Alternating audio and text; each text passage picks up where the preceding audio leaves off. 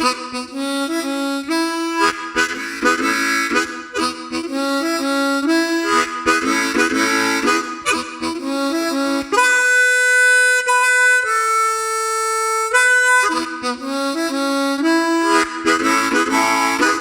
to the Turn on the Music podcast. My name is Kyle. This is episode 9. We have a continuation of our artist spotlight from last week with Joe Bonamassa. And I've got CJ here to speak about it. CJ, how are you, sir? Wait, I'm speaking about it? Sure. Sure. Go for it. I can read. That is shocking. Wow. It's just, how's it go? How's what go? How's it going? Oh, it's raining. It's raining. It's thundering. Has that been that good of a work week for you? Yeah. That the thunderstorm is the highlight This of your is the work highlight week? of my week. Yeah. Highlight of my week is thunderstorms. So, how about you? How's your week? Same. Cool. It's been busy, but the past couple of days has been like a good busy. Like I can't complain about the people that I've had to work with over the past couple of days, but it's just been busy. Like getting to work early, staying a little bit later, So otherwise, I can't complain. I can, but it's not worth it. Yeah. Not worth it. So I'll apologize now ahead of time if you guys hear rain or thunder. Sorry. It is coming down right now pretty hard. Hopefully you won't lose electricity. Yeah. Luckily, when we have storms like this, I don't typically lose electricity. Okay. But I don't know what's going to happen tonight. So Hopefully you don't. Well, at least it's not tornadoes. that's true. Yeah, I don't think we're under any tornado watches or anything like that. We're pretty far away from that tonight. Maybe Sunday, but we'll see. So what you listening to? Anything good? No, it's been like, because it was the way it was, I just kind of been listening to the audiobook because it allows me to just kind of zone out and just kind of listen to it. Outside of that, plus I'm almost done with this book, and then I go into book 16 and I'm done with the series, and then I can, Nice. But yeah, I'm trying to think if I listened to any music the past few days at work. No, I haven't been able to. Okay. That's the only thing that stinks. I'm actually looking into they sell those they're not in-ear headphones, but they like clip on your ear. They're called open in-ear headphones, where they don't go inside, but like, Yeah. I'm thinking of getting a pair of them, because if I do that, I can at least listen to music but still hear what's going on around me. Gotcha. Because when I put something in my one ear, because I don't like put it in my left, I put it in my right, I don't hear everything that's going on like behind me if someone calls me or if the phone rings. So I figured if I do that, that may work. Not sure yet. Gotcha. I mean, I'm not going to spend a lot of money, and I found a couple that are like $50. So it doesn't have to be the best sounding. It just has to be something to be able to listen to some music. Cool. Day I want to listen to heavy metal, then I'll take them out. Just, people can just deal with it. That's right. What's going on in the corner over there? What about yourself? I needed to chill out a little bit today, so I listened to this.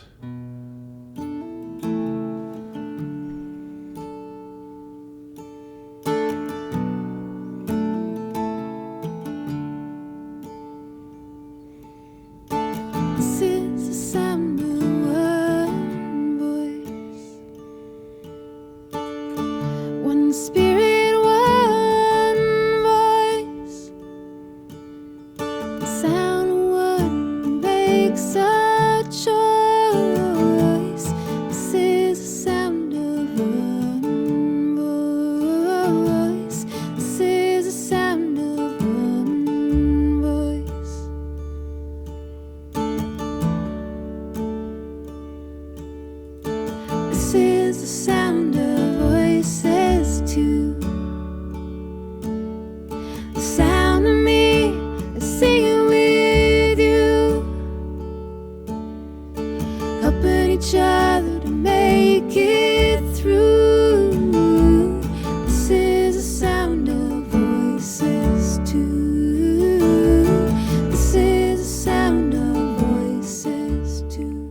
It's the Wailin Jenny's. Interesting thing about the Wailin Jenny's. I think I mentioned on the show before that they're actually named after a remembrance of Waylon Jennings. And people thought they were making fun of him because they came out like around the time he passed away. But I was looking at some of their other stuff. So Ruth Moody is one of the singers, and she has another group she plays with called Scrooge McDuck, but it's spelled weird. It's spelled SCRUG and then MAHDUCK. That's great. I was like, that's Scrooge McDuck. That's great. That's pretty funny. That's great. So, but they're not wailing. No, they're not. They sing very nicely. They do. They sure do. But that was a bad joke. Yes. Yeah. So yeah, got a lot of compliments from it today, actually, too. Oh, good. So, well, they're very good. In the Waylon Jenny's. Oh yeah, they are. Yeah, they're great. I'm not surprised. Nope.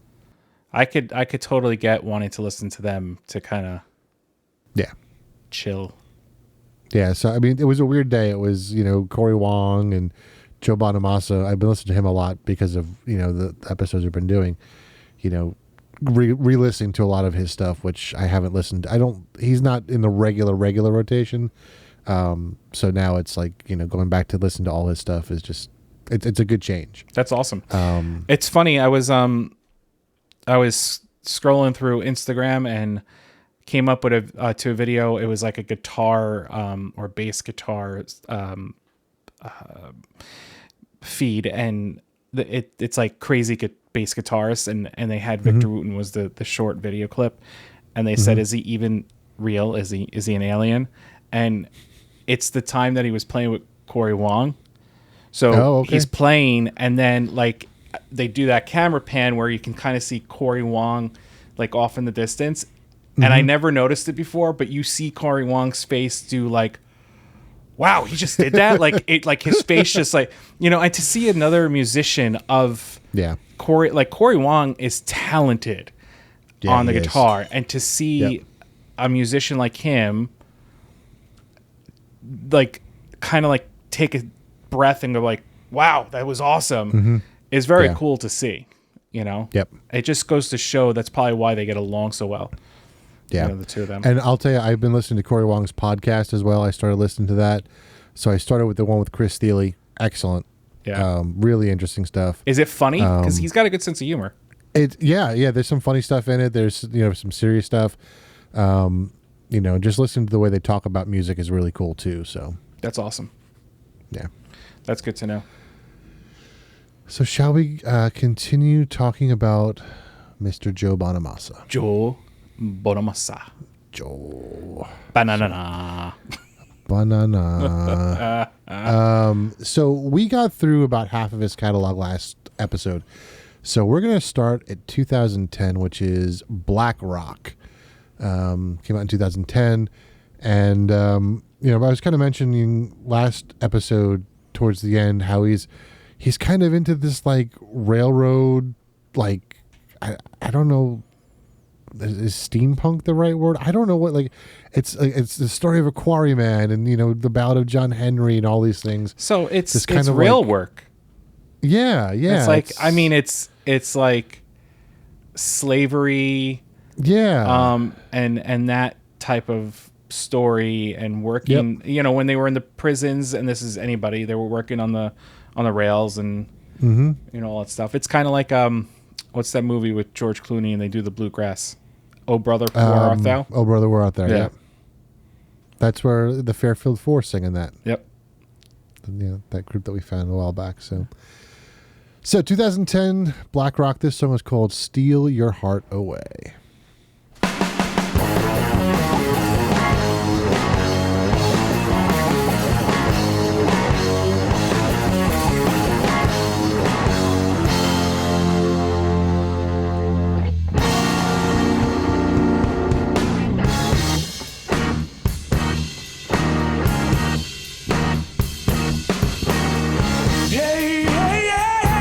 You are, you're so fine.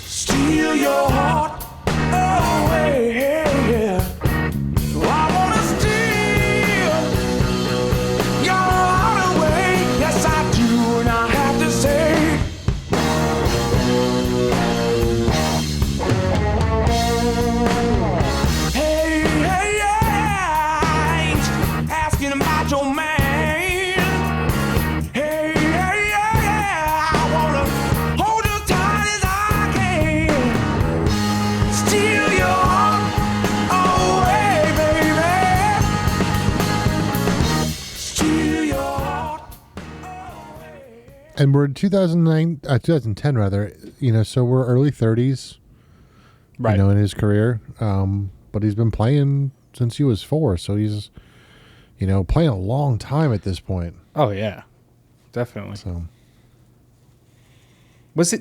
So his father owned a guitar store. yeah, I'm assuming his father played guitar. yes, Did he play for anybody or with anybody, or was it just like, I'm a musician, I enjoy it, I want to sell guitars? I think that's what it was. Yeah. I don't think he really. I don't know. I don't know much about his father, but yeah, I mean, obviously had a lot of connections because he got the whole bloodline, getting all those Oh yeah, absolutely. musicians together is Yeah. not easy to do. So we move on to his next album, which came out in 2011. Like I said, it's like every year he's coming out with something. Oop, sorry, I didn't pause it. How dare you? How dare I? This is called Black Lung Heartache.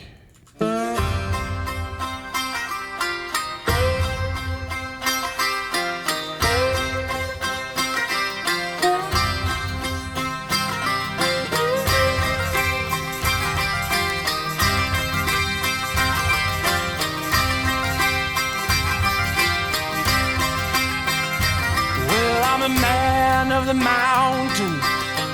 I'm just made of dirt. Of this earth I traveled like a shepherd and his herd. And I said, hang on, black lung heartache.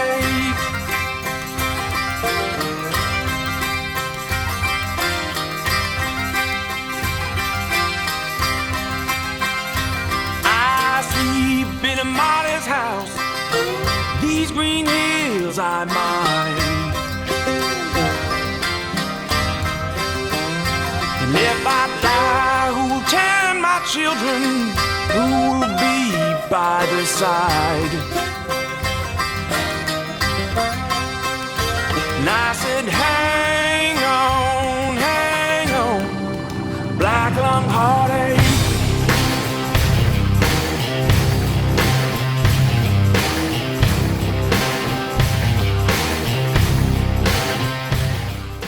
That's from an album called The Dust Bowl, and if you look at the album cover, it's a picture of a tornado and a little field, and kind of fitting for parts of the country right now. We've got some crazy storms going through Oklahoma and all that sort of stuff now, and It's nuts. I mentioned Ryan Hall a couple of weeks ago.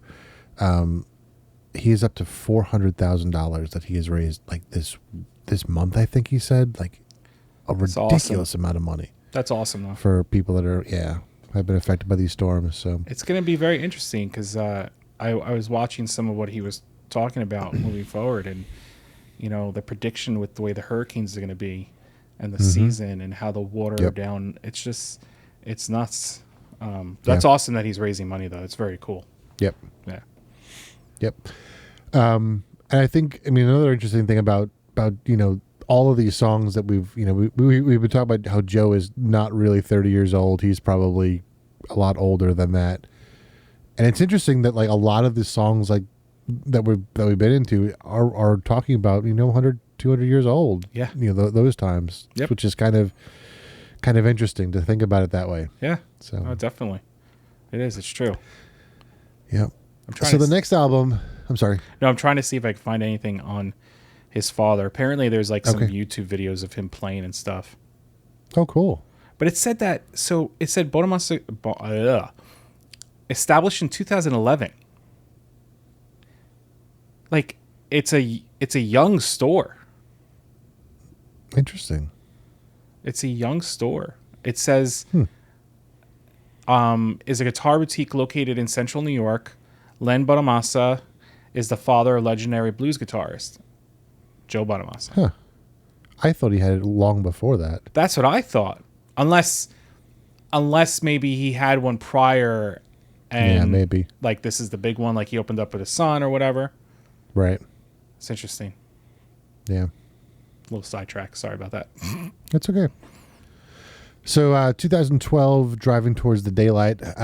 This Driving Towards Daylight is the title. The title. Good Lord, use your words. The title track to this album was one that was played on the radio a little bit, which is the first one that I know about since like Miss You Hate You, which is one of his first albums. So not a lot of radio time, or like regular radio time, pop radio time. But I like this song better. This is called "Dislocated Boy."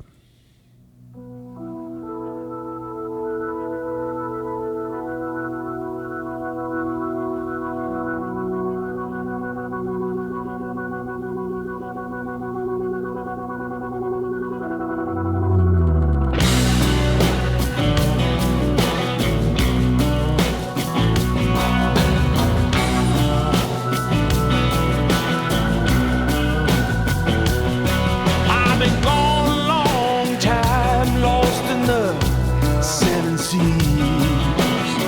Sail on, don't you come back until you learn the birds and the bees. Who will you find waiting for you? Blood in the wine. So let's call my preacher and my very lovely wife.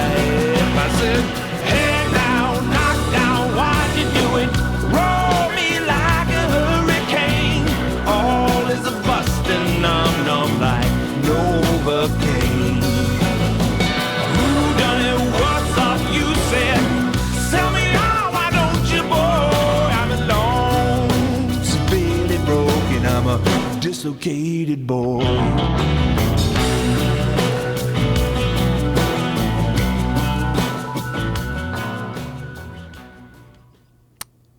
I love all of his stuff. It's just all so good. It is. It's he puts a lot of emotion in his playing. Yeah. Like he doesn't just play it. Mm-hmm. Where sometimes I mean, I'm not saying that who we listen to, they just do that, but like he definitely, you can tell, Right. dives into it. Yep. And I remember when we saw him together, one of the things you said about him was he sings through his guitar. Oh, he totally, yes. He sings through his guitar. He Yep. definitely does. And I think that's what I like so much about him, because that is, I think, is a very important. It's like Sarah Watkins. She sings through her playing when she plays the violin, and I just think that is a huge thing, you know? Yeah. Yeah. And then we have an album with a fantastic singer by the name of Beth Hart. Actually, before we get to that one, after that one, he had 2 live albums come out, live at the Beacon Theater, and then the live at the Vienna Opera House. And the live at the Vienna Opera House is also available on DVD. Well worth it. Very interesting stuff going on there. It's all acoustic, but he's got some really interesting instruments that he plays. One of them is called a nickel harpa, Okay. which is a really cool instrument. Let me see if I can find this really quick. Let's do it on this. Oh no, if I do it that way, I won't be able to see it. Oh, that's okay. We'll forget about that. I forget it has a tremendous amount of strings. I think it's like 32 strings maybe. Hang on, let me nickel harpa. If Nickelback comes up as a picture, I'm going to laugh. So it is a Swedish instrument. Let me see. From 600 years ago. It's similar to the hurdy-gurdy, which, but it looks like almost like a violin with like a ridiculous amount of strings on it. I'm trying to figure out. But it has how many like strings it has. It has almost like keys on it. Yeah, it's Like very, it's a very violin weird. with like keys, Yep. and So you he play has with the someone who bow. plays that. Yep. So very popular in Swedish music, and he has a guy that plays it, and then a whole bunch of other really cool. He's a fiddle player. And It's a dulcimer on steroids. yeah, pretty much. Yeah, pretty much. So it's an album well worth checking out, especially on the video. So definitely check that one out. So then in 2013, he came out with an album with a fantastic singer by the name of Beth Hart. Beth Hart has struggled with addiction issues, and she is, well on her way to recovery, and she's a phenomenal singer.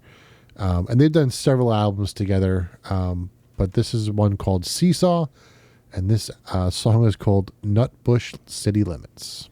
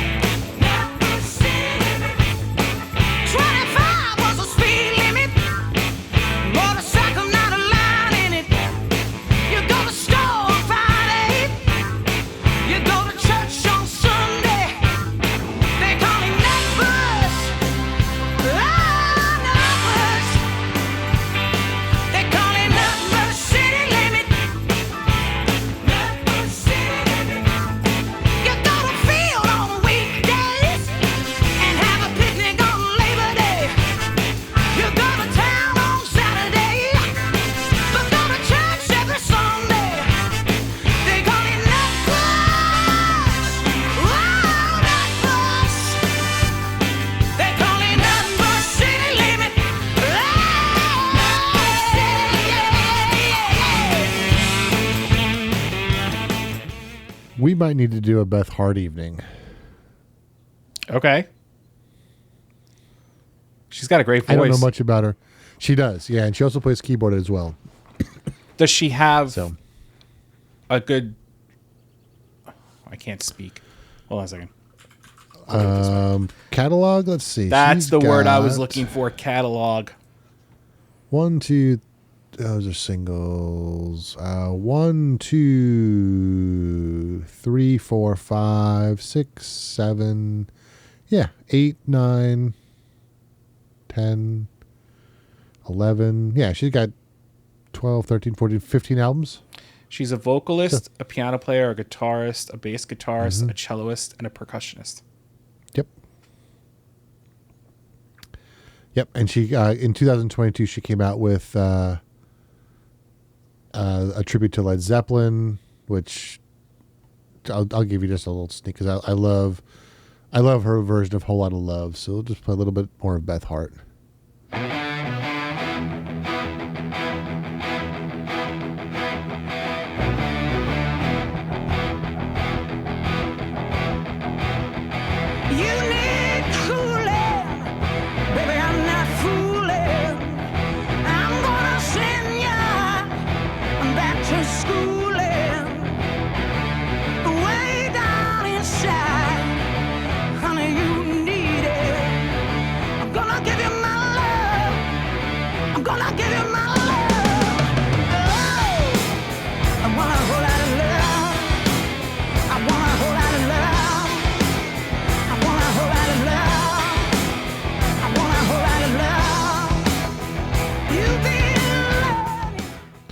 Very traditional, very true to the original, I think. She's very, I put her in with Janis Joplin. Yeah. And I even hook in Hannah Wicklund with her. Mm-hmm. Yep. And Hannah Wickland's like 30 years younger than her. Yeah. So that just goes to show you Hannah Wickland's talent on top of that. Yeah. Yep. All right, so 2014, he came out with 4 live albums. One at the Hammersmith Apollo, Royal Albert Hall, Shepherd's Bush, and the Borderline. They're kind of like done in pairs, where the 2 of them are very similar in terms of repertoire. And then we get to Different Shades of Blue. This is a really cool song called Love Ain't a Love Song.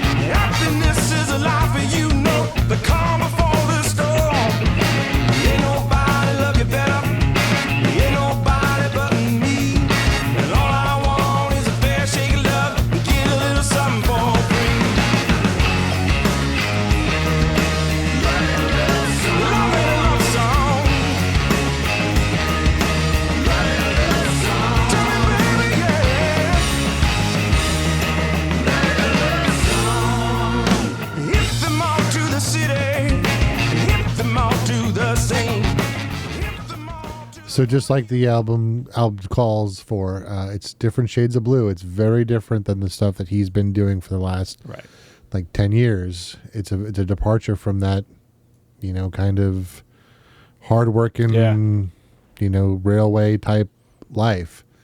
Very, very different. So, and then we got a couple more live albums because why not? Yeah. Live at Red Rocks and live at Radio City Music Hall.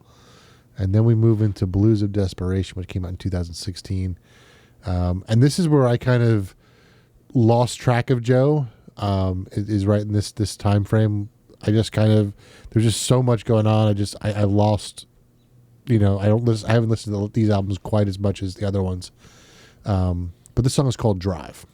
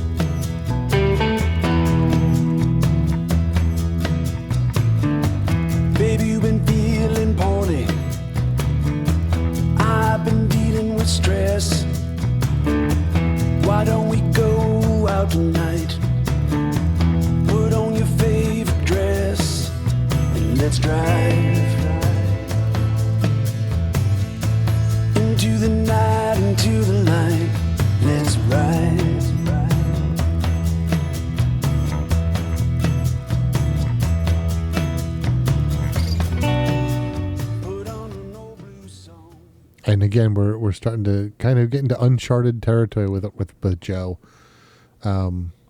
which is going to lead up into an album coming up pretty soon, which I think is really interesting. And I've listened to it. It's a very, very cool album, but we'll get to it in a second. But first, we're going to hit Redemption. This is called Evil Mama.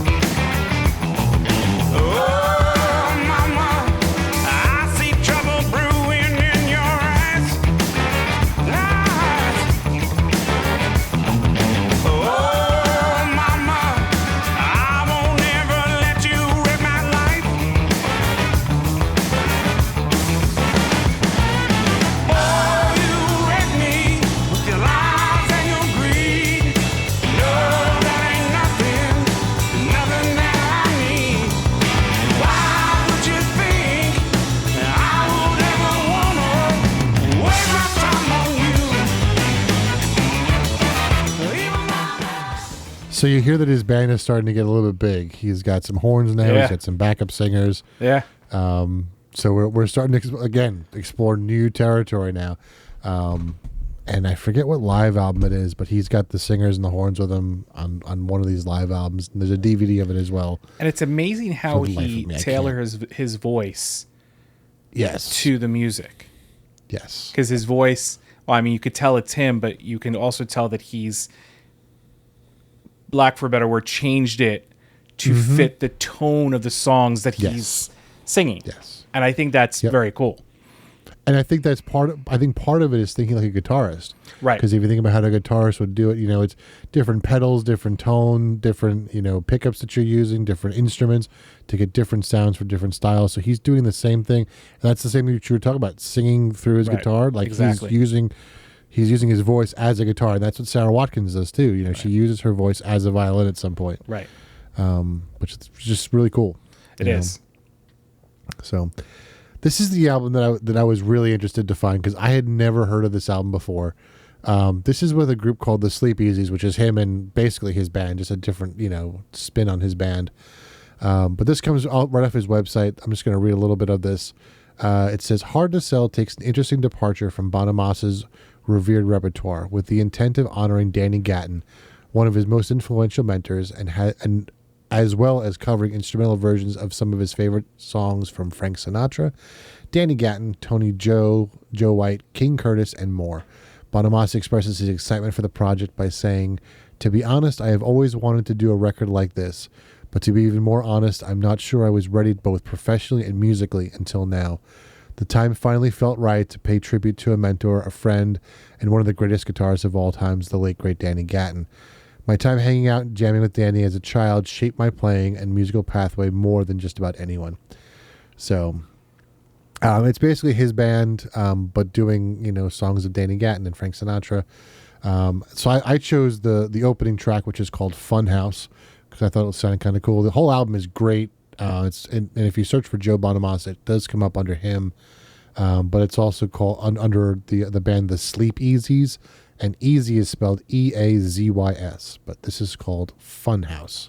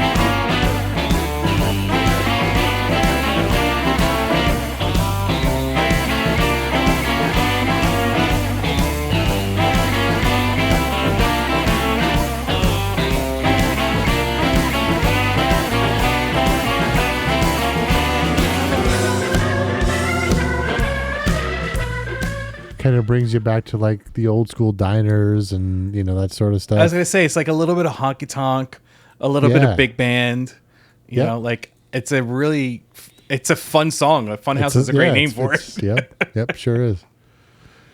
Then we move on to the Royalty, which came out in 2020. So this was actually recorded at Abbey Road Studios. Which is why it's Royalty with the TEA. Yep.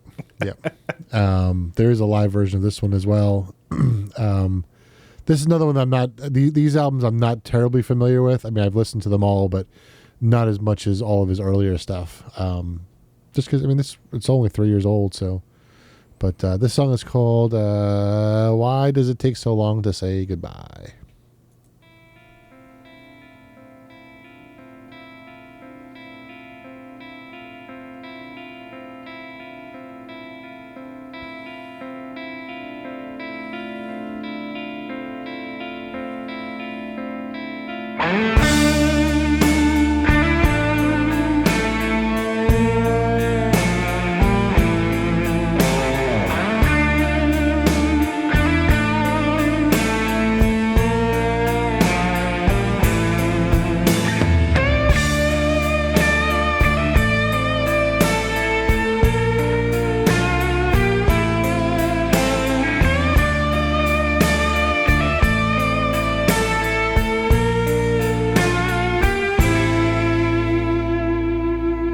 Tired of running, I've seen these times before. Desperation our candle burns no more. Everything we know takes us so far away. Trace your steps back. Don't let them guide your way. When I leave, oh, I leave for good. No coming back, like you said I would. You crossed the line. And one of the reasons I picked this one, I think it's kind of interesting, being that it was recorded in England. There's a little bit of Queen in there. Yes, I was just gonna say. Yeah, I definitely. hear- He does it. He definitely is influenced a lot by, I guess, his favorite, Yeah. bands or musicians or whatever you want to call them. Yep. Where does he rank as a guitarist? What do you mean? So I was just curiosity, how they have like the best guitarist of all time and stuff. Mm-hmm. Like he's not even on the top 10. Really? Yeah. I don't, how old is this one that I was bringing up? This was a year ago. So maybe it's changed, but like Jimi Hendrix is number 1. Okay. All right. And then number 2 is Eric Clapton. Mm-hmm. Then you have Stevie Ray Vaughan. Mm-hmm. Then you have Jimmy Page. Mm-hmm. Eddie Van Halen. Mm-hmm. Slash. Mm-hmm. David Gilmour. Okay. B.B. King. Okay. Joe Satriani. Mm-hmm. And then Prince. In the top 10. It's interesting. It's a good list. It's a very good list, but I'm surprised I'm he's not not sure I on agree there. with Slash being in there, but I'm not. I mean, it's just weird. And then when you go down here and then you look a little further, he names his top 10 guitarist, right? So he does. This isn't. I'm going to read it off. This is off his site. B.B. King, Albert King, Freddie King, Eric Clapton, Jeff Beck, Ry Cooder, right? Ry Cooder, Eric Johnson, Rory Gallagher, Sonny Landreth, and Chris Whiteley. oh, Sonny Landreth's a good one too. But I'm just saying, like his list had the only 2 that are off, is B.B. King and Eric Clapton. Yeah, but I think his list is a little skewed because those are all blues. I was just gonna say, and I'm folks, wondering if that's why he's seen more as a blues artist than an overall Right. guitarist. Yeah, and you look at the guitarists in your first list, much more popular. Right. Okay. Not to No, I get what you're degrade saying. anything that they've done. Yeah. But because like there are several other guitarists that I would say should be on that list, like Guthrie Govan and Matteo Mancuso, and a lot Al Di Meola. Like, Right. I mean, where are those guys? Right. No, I agree. How do you rank that list? And it's a hard list to come up with. Right. No, And and I agree with you. I think that's the problem too, is and because there's so many different forms of music that could be played on the guitar. Right. Like your list, if you're going to do an overall list, that is hard to do. Because you could have someone who's played within all the realms of music, which I think he has. I mean, he's definitely done blues, rock, country. Yeah. He's definitely teetered amongst all that stuff. But the ones that are named in that list have not. They've stuck with the same Right. form of music. Most of them. I'm not saying all of them. Most of them. Yeah. So it's a tough thing to rank. I think Danny Gatton should be on that Right. list as well. Right. And what's weird is Danny Gatton's not on his list. Not on Joe Bonamassa's That's kind of list, weird. which I think is hysterical. You know, and it's a very interesting. It's tough, and you know what? It sounds like he's a very humbled musician. Yeah. Like I think when you start talking about musicians like Victor Wooten, Corey Wong, Joe Bonamassa, Anna Wickland, all those musicians that do it for the music Yeah. than really for the recognition. That we're asking that question, but they're probably going, doesn't matter to me. Right. And that brings up what I was going to bring up earlier was, Victor and Michael said it. Music is not a competition. Exactly.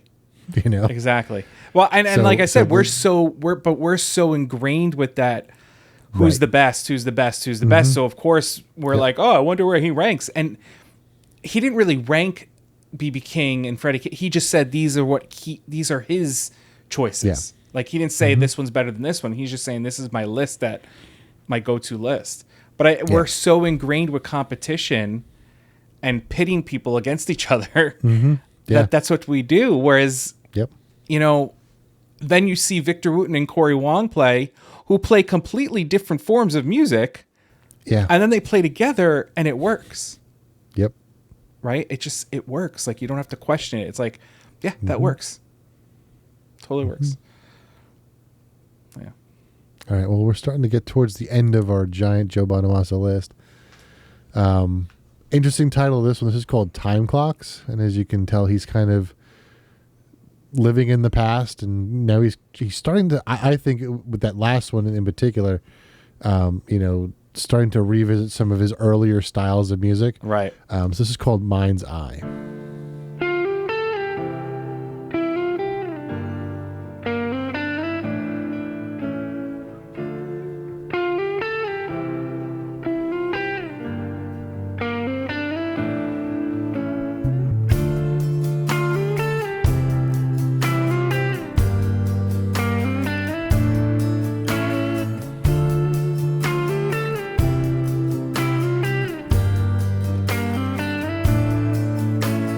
Help, I'm going down. I need someone to slow the spiral down. Help, these are trying times.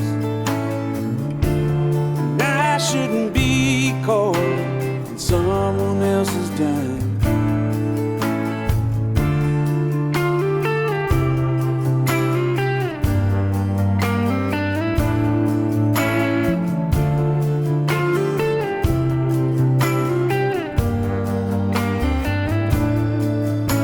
Well, say what you really mean. You don't mince words or hide intentions in between. Listen,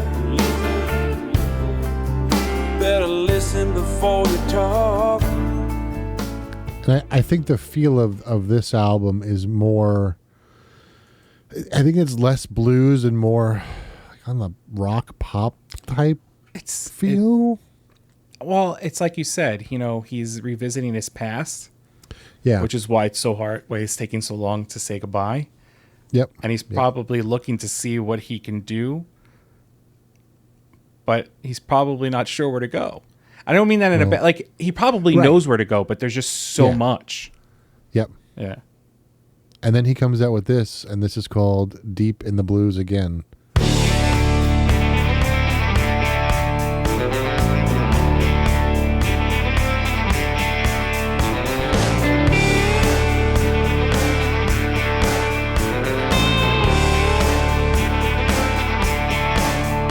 Well, I just got a call from my baby, wondering just where I am.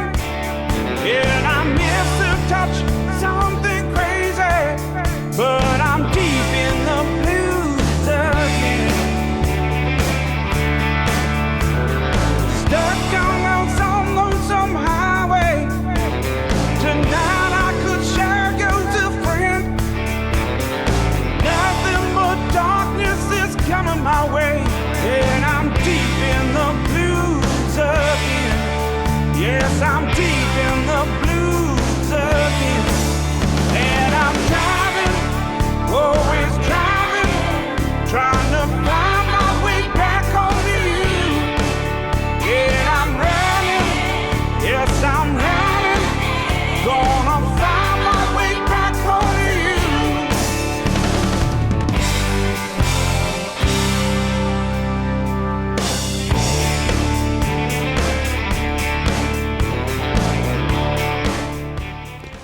And then he follows up that album with an album called Blues Deluxe Volume 2. And he came out with Blues Deluxe, the first volume years ago. So, just like that song says, he's getting back into that blues feel. And then, he hits you with this one. This is off that album. Well, I done got over it. Well, I done got over it. Yeah, I done got over it. Well, I done got over it. Yeah, I done got over it. I done got over it at last. Now, the day that I first met you, you seemed like a sweet little thing.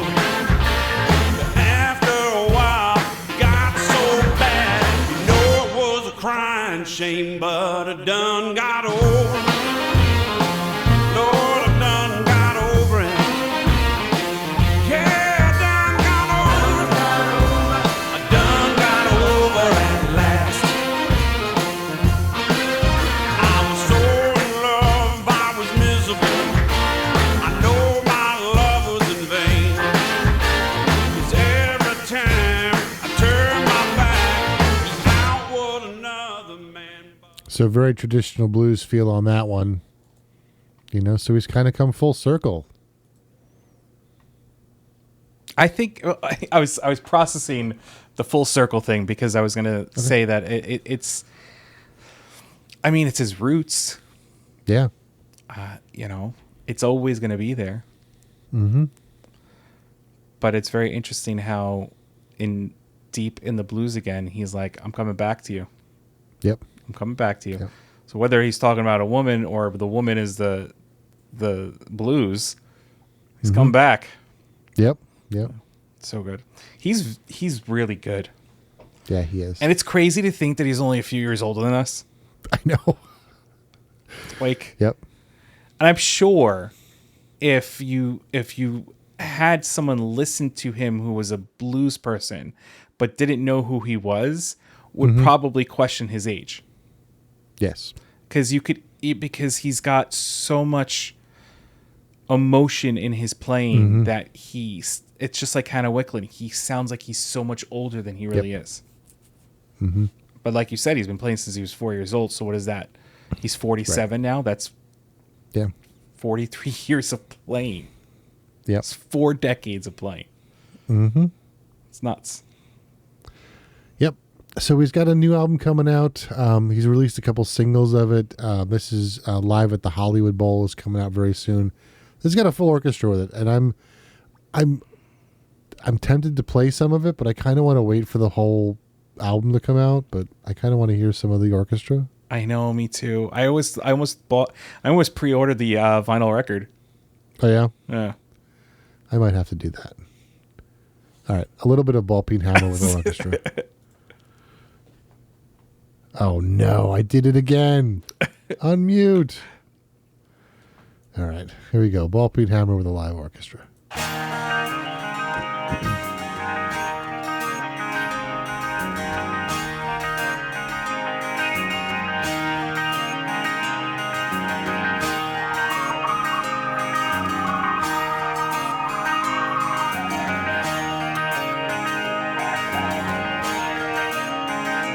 I wanna go there, I wanna climb.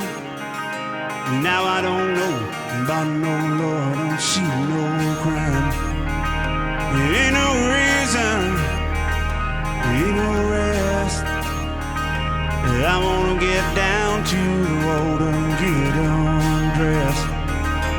I can stand it, I can stand it.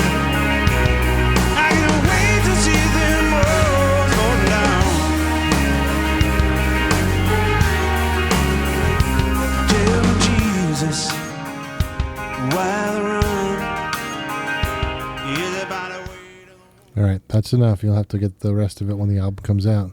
Dude, that sounded like a choir. I know. The way the orchestra came in, I was like, "Is there a choir there too?" And then you hear the next bow, and I was like, "Wow, that was good." Yeah. Okay. Yeah. So, He does have 2 Christmas albums, which I haven't talked about. He's got a single with Peter Frampton up there. There's lots of cool stuff from Joe that you have to check out. So. I mean, 40 years of him recording. It's like you said. It's like if you go year by year, there's at least one album from him, potentially more. Yep. And I highly recommend his live stuff. I think his live stuff is better than his studio stuff. You think a lot of live stuff is better than, but I mean, I agree with you on with him because seeing him live and watching him play and hearing him play that way, I agree. Yeah. His studio stuff is great, but I agree his live is like amazing. It really is. That's why this album, I want to see the Hollywood Bowl. I want to listen to the Hollywood Bowl one. I think it'd be. I wonder if they filmed it. They have been filming a lot of his live stuff, so we'll see if this is filmed They as put well. it out, yeah. Yep. Cool. I wonder what orchestra it is. Hollywood Bowl Orchestra? Maybe. No, I mean, Oh. it's possible. It just says with orchestra. Let's see. Hollywood. It says Hollywood Bowl Review. I don't want to see the review. It's a 40-piece orchestra. And it is commemorating his debut performance at the landmark venue. Blues Licks are accompanied by an orchestra with 24-hour blues, the first track. It doesn't say anything about the name of the orchestra. It says with an orchestra. Yeah. Like, That's what what is I've been that? able to find too. Doesn't say anything. Yeah. Yeah. We're not allowed Guess to we'll tell you find which out when the orchestra album it comes is. out. Yeah. Because they That's won't too tell us. funny. See, it makes me think like it's like when I saw Ian Anderson play. He actually got 3 string players from I think it was either Juilliard or Manhattan School of Music. Every venue that he played at, he pulled musicians from the main city's music school. Yeah, which I thought was Stanley very Clark cool. does that a lot too. I'm sorry. Stanley Clark does that a lot too. I think that's very cool. Yeah. You know, cool. All right. Well, that is it for Joe Bonamassa. I don't know that we've decided what's coming up next yet. And We I've got a haven't couple because things on my list. we've been a little slacking on trying to get the people that we want to talk to. But we had a couple people on the list that came up. Even Beth Hart was one of them. But Yeah, we have Beth a Hart, few Bella more. Fleck, So the Flecktone, Stanley Clark's another one of them. they're just gonna have to join us next week to find out who it is. You'll have to find out. But the cool thing is, if you join us Sunday after this episode comes out, we'll be playing all this music in its entirety. Most of it, because he probably has 5,000 hours of music. So, Yeah, he does. So Sunday, 7:30, part deux on Twitch. of Joe Bonamassa and his music. Friday, Kyle goes live at 8 o'clock. He usually picks like towards the end, so you have to jump in on that one because you never know what he's going to play. Neither do I. makes it very interesting, and then everything else is in the show notes, right? So Yep. just click on those links and enjoy and follow us. And until next week. Yep. Have a good one, everyone. Have a good one. See you next week. Thanks for listening to the Turn on the Music podcast. Make sure you check our link tree in the show notes for our social media accounts. If you like what you heard, please share it with a friend. And we'd love it if you could give us a 5-star rating on your platform of choice. We'll see you next week. And remember, always share the music.